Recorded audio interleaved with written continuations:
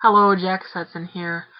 So today was my second therapy session in Milwaukee out of what I suspect will be 9, maybe more. It'll be at least 9 sessions.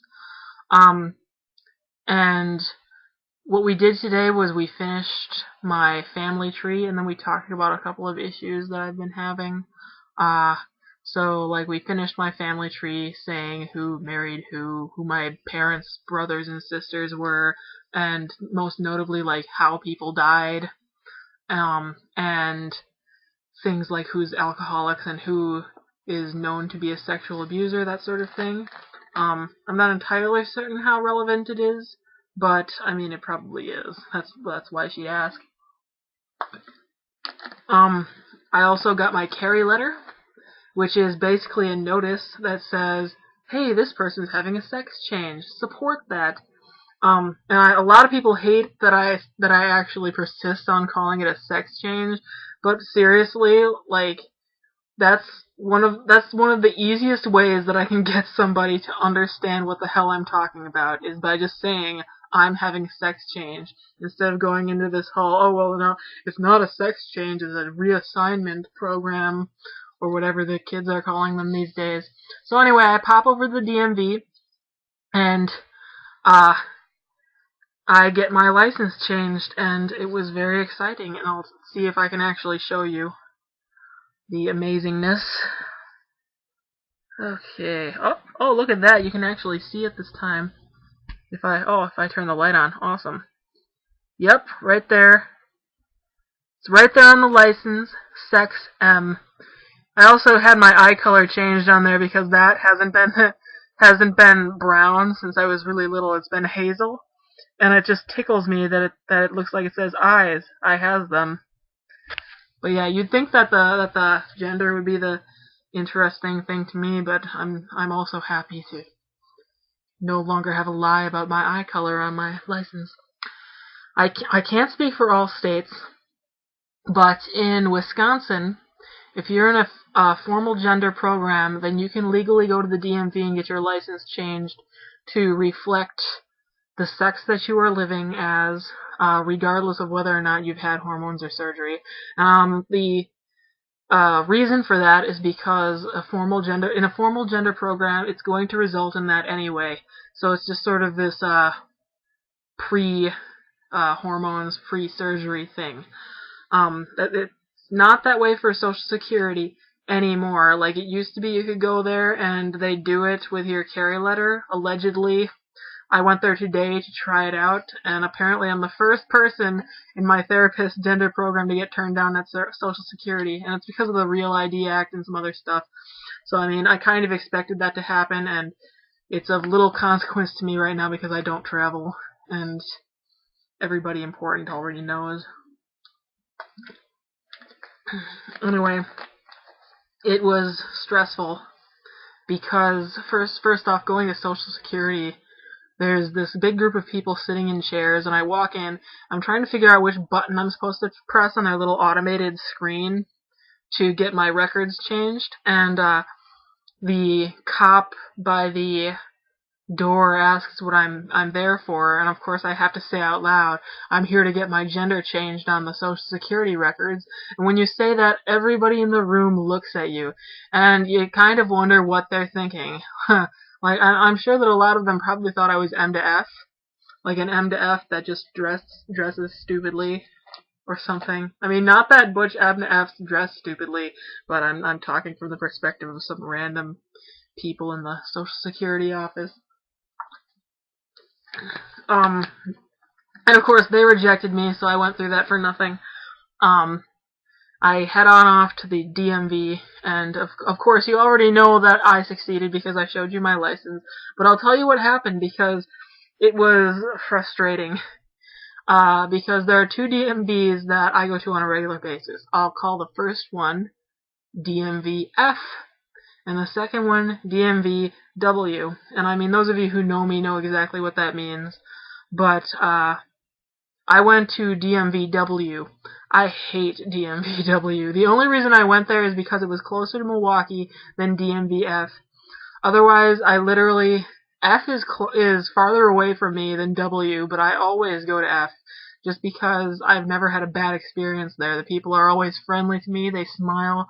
When I had my name changed, they didn't tear me through hoops like they did everywhere else. And at W, like, even little things, like going there to get a title changed or something like that, they always just pull you through hoops. And it's always really full for some reason. You'd think that less people would go there because of how mean they are, but maybe they're all into the whole stereotypical, well, the DMV is supposed to be this way. But anyway, now I'm rambling. I go to DMVW, and I get in line, and there's this really nasty Crankmaster woman there. And she asks me to come up, and she asks, of course, what I'm there for, and I say I'm there to get my license amended to reflect a gender change. I show her my carry letter, and she looks at me, and I swear to God, she goes, "Really?" and I'm like, "Yeah, really. This letter explains the whole situation. I mean, the damn letter says right on it that I'm getting a sex change. Plus, why would I go and lie about that at the DMV? I'm gonna go in and just prank people by saying I'm having a sex change."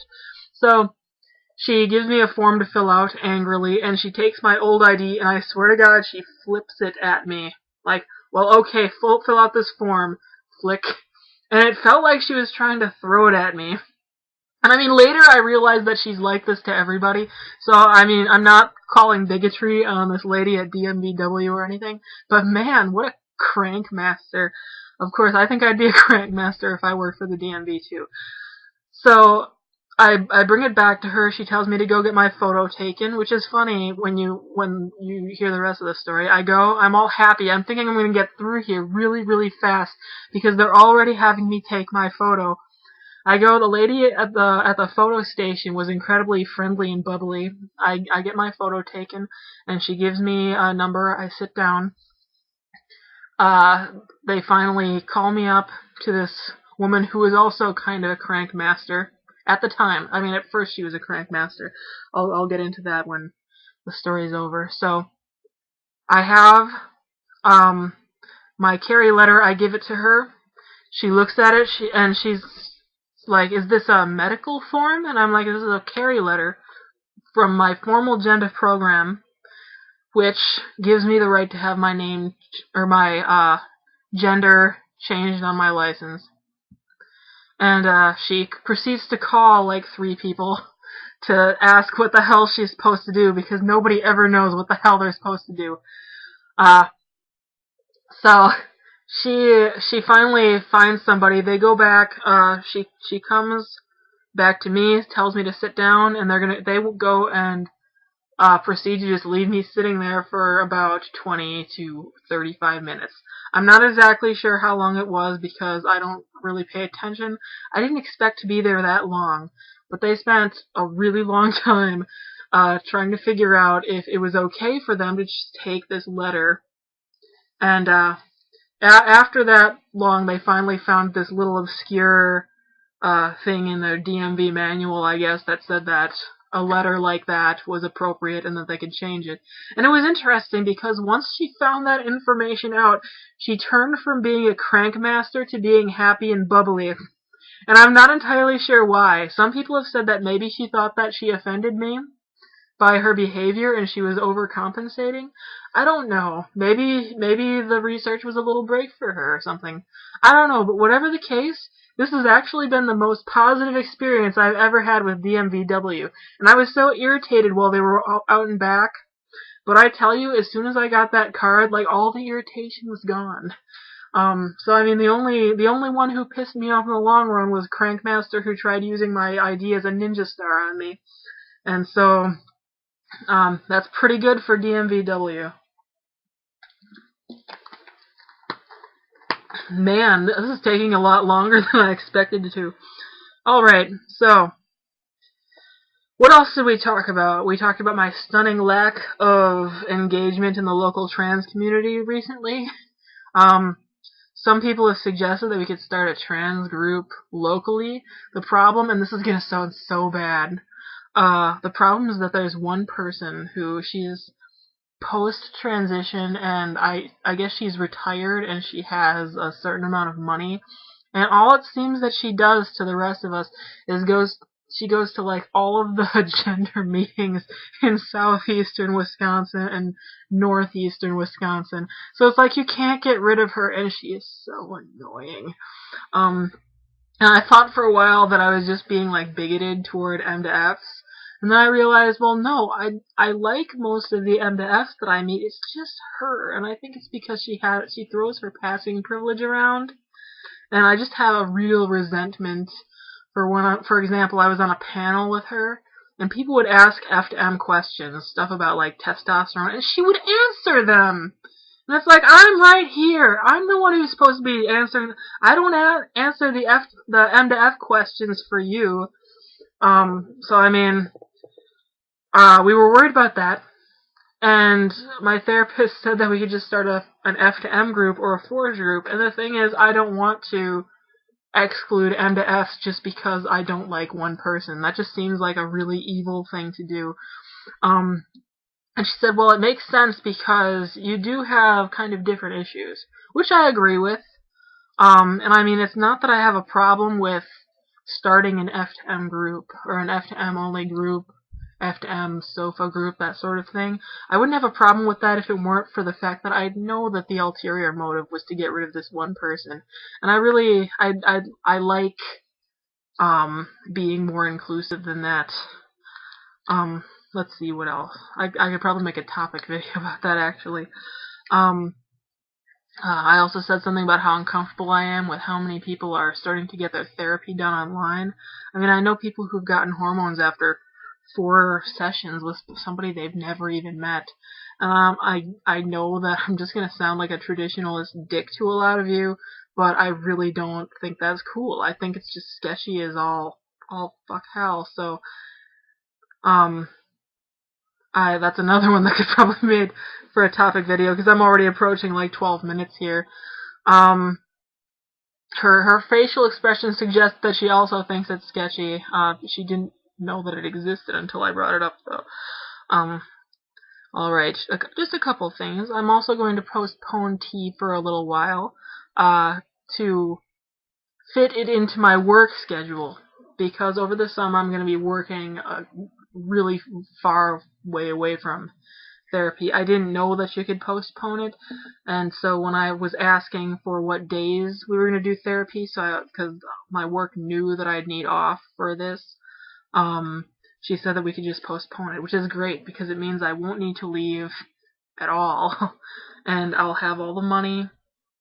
I won't need to take a pay cut. It's awesome. So some people have been like, oh, that's such a shame for you to postpone tea. The thing is, I've been postponing tea for years. I can postpone it for another month, and it's just not a big deal for me, and it actually made me kind of ecstatic, because I'll actually be able to afford it when it's time. So right now my current estimate for when I'll be on tea is either late August or early September, although that all depends on blood work. It depends on other scheduling things. It also means that I'll be transitioning at school, which ought to be a fun circus. But anyway, that's all I have for tonight. I have some topic videos that I'm going to disperse, and I have some ideas for other ones. It all just depends on what I feel like doing. If my next session will be April 7th, which is 2 weeks from now, of course. And I have no idea what we're talking about, but if it's like today's session, it'll probably just be the standard, what did you do in the last 2 weeks? And I'll tell her it went great, or bad, or boring, and tell her what happened, and it'll all go swimmingly. But I'll let you go. I'm Jack Sesson. Happy trails.